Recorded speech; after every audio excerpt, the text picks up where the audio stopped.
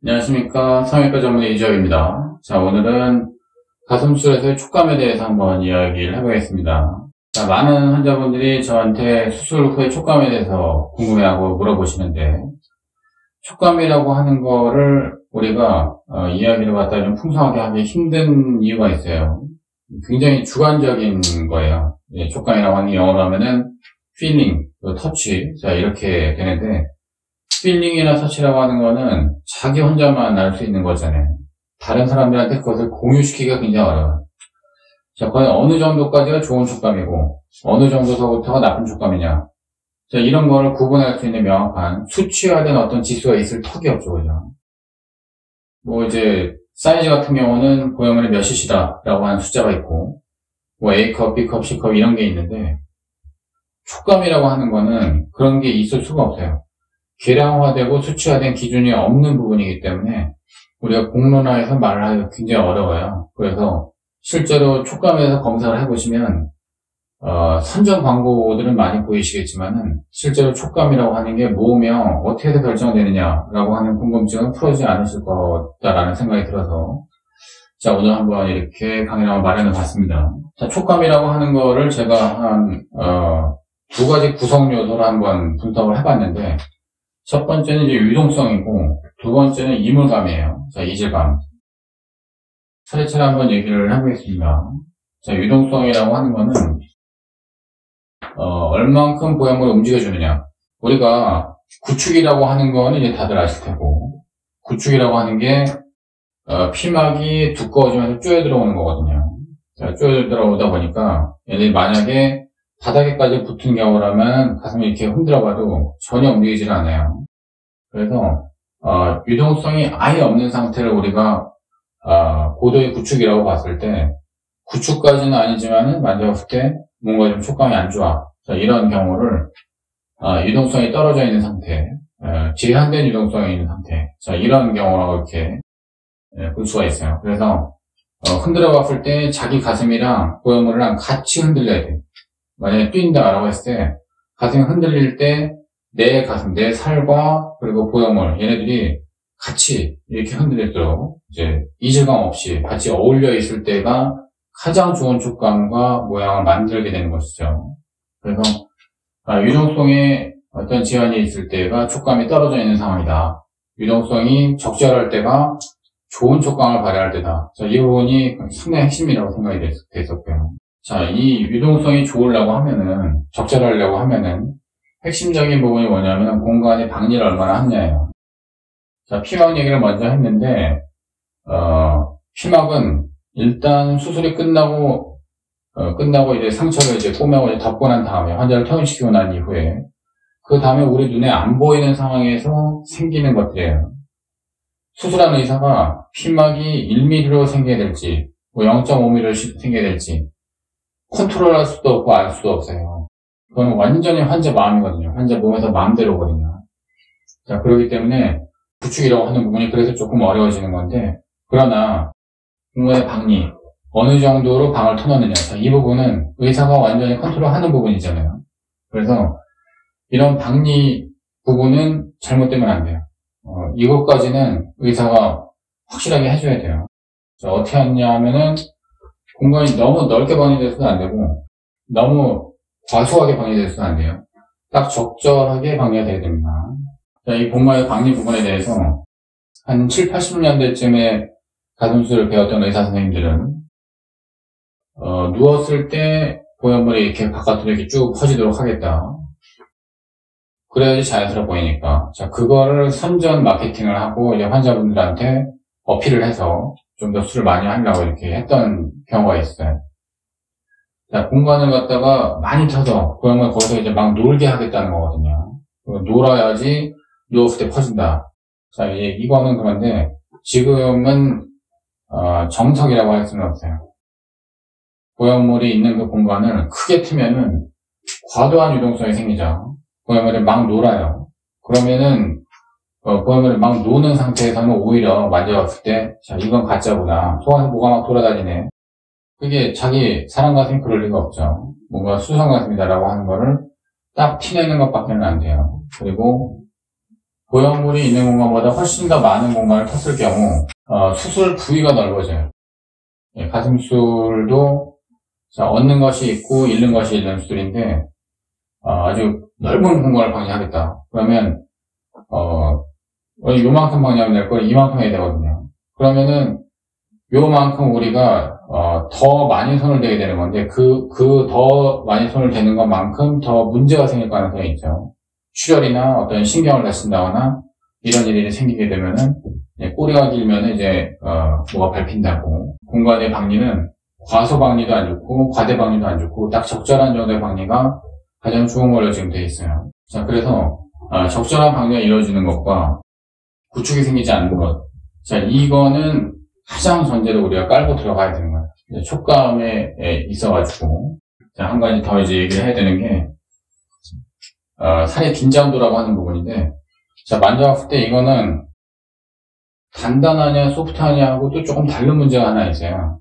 그거는 자기 살이 얼마나 보형물을 세게 누르고 있느냐. 자, 이 문제거든요. 자, 만약에 백화점에서 내가 이제 가죽 자켓을 하나 샀다.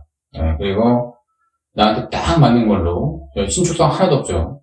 그거 이렇게 입고 단추 다 채우고 자 이렇게 활동 한번 해본다고 칩시다. 자 그러면 이게 어떨까요? 편할까요? 굉장히 불편하죠.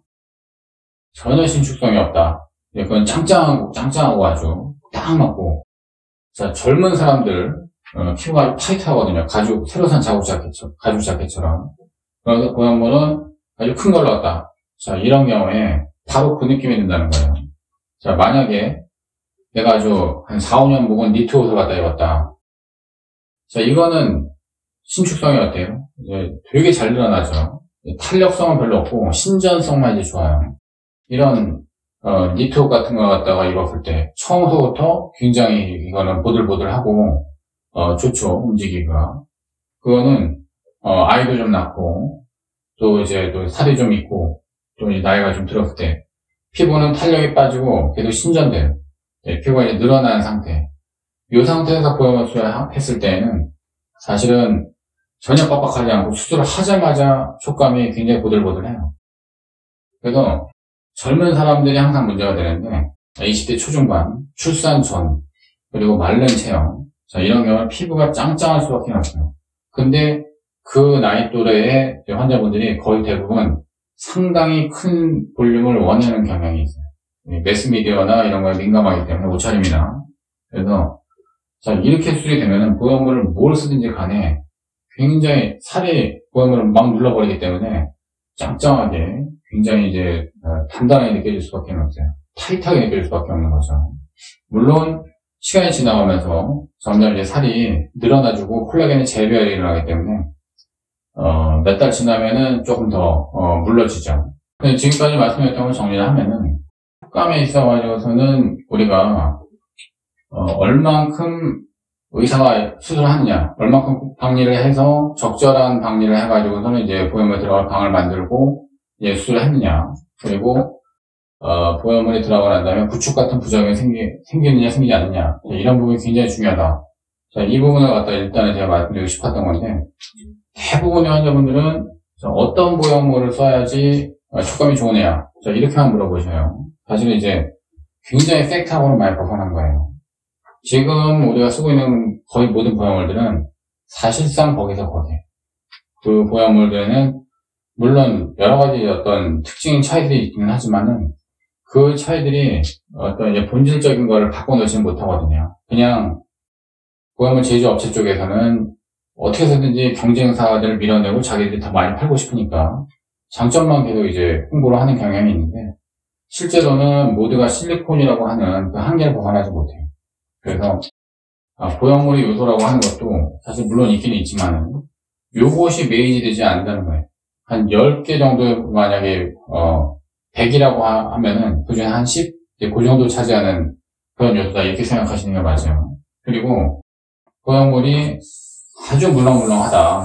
네, 만져봤더니 실제로 굉장히 소프트하고 촉감 기분 좋아 느낌 좋아 자 이런 경우 자 그거 썼을 때 이제 가장 좋으냐 한 가지 또 생각해봐야 되는 게 만졌을 때 물렁물렁하고 소프트한 보형물일수록 쉘이 얇아요. 쉘이 두꺼우면 두꺼울수록 만졌을 때 투박한 느낌이 들어요. 자, 투박한 보형물을 왜 만들었을까? 자, 이 생각도 해보셔야 되죠. 쉘이 얇을수록 보형물은 더 파열에 위험성이 더 크죠. 쉘이 두꺼울수록 만졌을 때 느낌은 소프트하지 못하고 투박하지만 그만큼 내구성에 있어서는 우리가 좀 더 안심하게 돼요. 그래서 저는 의사로서는 만졌을 때 촉감이 아주 말랑말랑하고 좋아. 이런 거 쓰려면 사실은 저는 좀 불안해하는 편이에요. 자, 그래서 보형 요소라는 게 이제 이런 부분이 있고, 이 그림은 이제 제가 왜 그랬냐면은 자기 가슴이 있고 가슴 속 안에 보형물이 들어갔을 때 자기 가슴의 두께 그리고 보형물의 두께, 자, 요거의 비율이 이물감을 결정한다는 거예요. 그래서 딱 만졌을 때 이렇게 움켜잡았을 때 아, 이거 가짜구나, 이런 생각이 드냐, 이거 진짜 가슴 같아, 맞아, 이런 거. 자, 그것은 결정되는 거는 바로 여기에 달려 있어요. 뭐 어떤 회사에 뭐 무슨 보형물이냐 이게 아니고 보형물의 사이즈, 볼륨을 크게 하면 크게 할수록 사실의 이물감이 생길 가능성이 높아지는 거죠.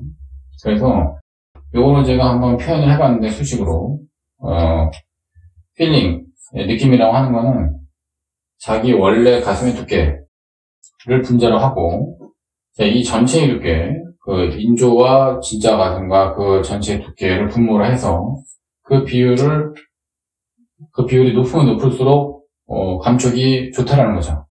더 진짜 같다라는 거죠. 자, 그래서 이게 두꺼울수록 그리고 이게 얇을수록 더 진짜 같고 이물감이 없다는 뜻이에요. 자, 만약에 이런 경우라면 자, 보형물의 두께는 굉장히 두껍고 그거에 비교해서 자기 원래 선이 이렇게 얇다. 자, 이 경우는 만져봤을 때 당연히 이물감이 들겠죠. 이거 뭐 그냥 가짜가 들어가 있네. 자, 이런 느낌이 당연히 들겠죠. 자, 그래서 우리가 이 가슴술에서의 촉감 이런 부분 얘기할 때 이물감이라고 하는 부분, 이 부분은 보형물 사이즈하고 굉장히 밀접한 관련이 있다, 이렇게 보셔야 돼요. 자, 마른 체형 그리고 가슴이 원래 없는 경우, 자, 그 경우에는 정말로 사이즈를 크게 하면 크게 할수록 촉감이 진짜 같기를 기대하시면 그거는 조금 문제가 좀 있어요. 그리고 위축 현상이라고 하는 게 있어서 자기 살이 원래도 얇았는데 원래 가슴이 작았으니까 당연히 키울 생각을 하는 거죠. 더 큰 걸 하고 싶어요. 왜냐면은 그만큼 한이 맺혀 있으니까. 더 큰 거를 갖다 넣으면 넣을수록 원래 가슴의 이 두께는 그대로 있는 게 아니라 더 얇아져요.